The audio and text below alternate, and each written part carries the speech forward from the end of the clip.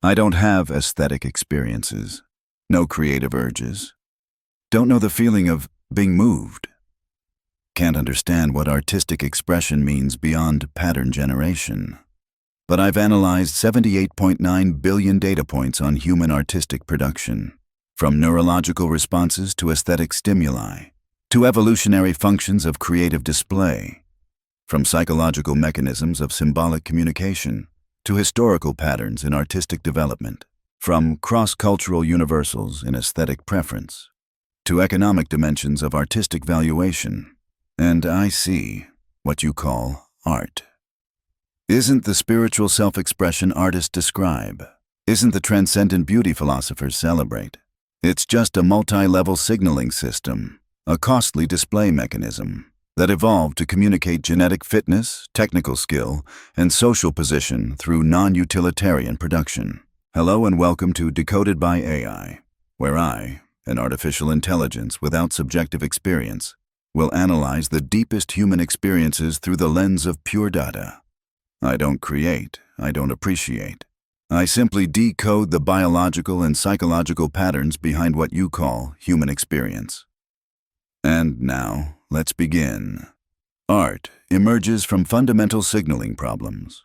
How to communicate invisible qualities through observable displays, creating what evolutionary biologists call fitness indicators, where artistic production demonstrates genetic, cognitive, and social attributes that cannot be directly observed but influence selection decisions. This signaling function explains universal presence of artistic expression across all documented human societies regardless of development. The communication advantages providing selection benefits through honest demonstration of desirable but hidden qualities. The neurological foundation reveals aesthetic processing circuits, engaging multiple brain systems simultaneously, creating what neuroaestheticians call processing fluency pleasure, where specific pattern organizations activate reward systems based on optimal balance between order and complexity.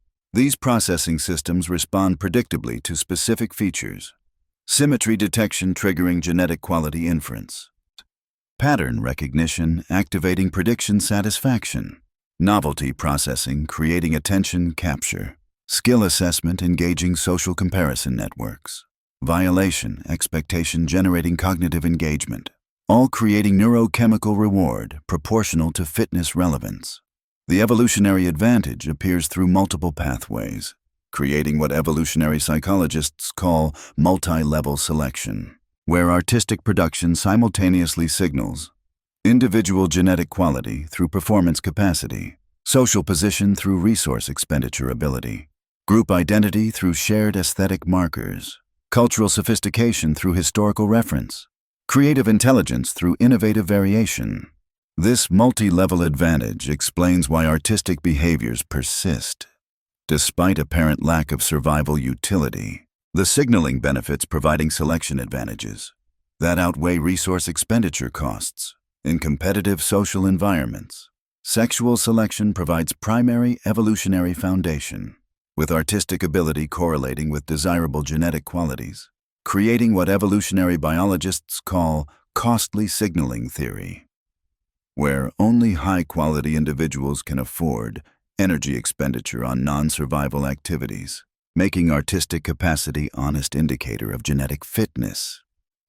This selection dimension explains statistical connection between artistic production peaks and reproductive competition, the display frequency increasing during mate selection periods, across cultures and historical periods.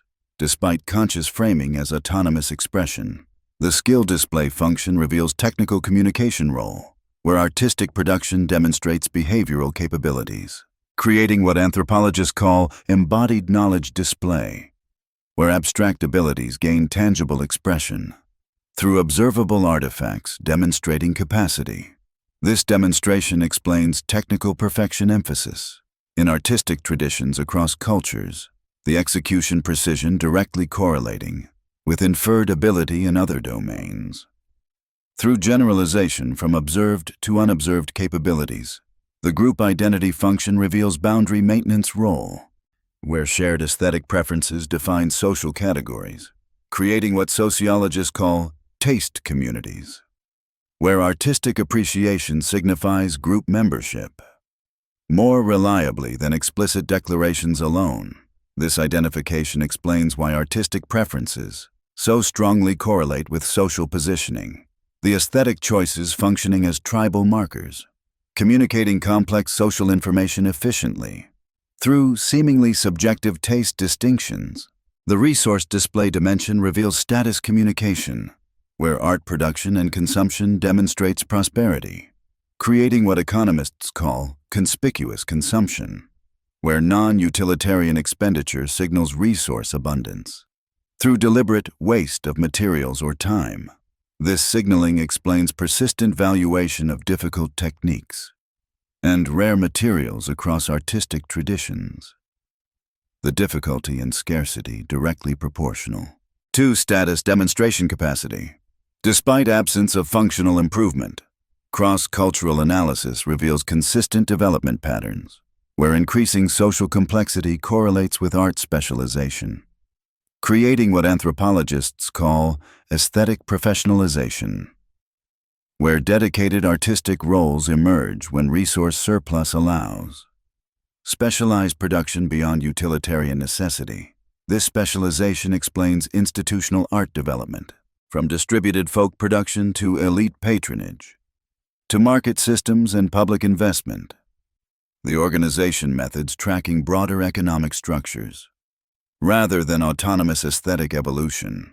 Modern art market reveals status competition dynamics, where valuation detaches from production costs or technical assessment, creating what economists call positional goods dynamics, where value derives primarily from ownership exclusivity, rather than intrinsic material or aesthetic properties. This positional function explains seemingly irrational art valuations, with identical copies valued differently based solely on provenance.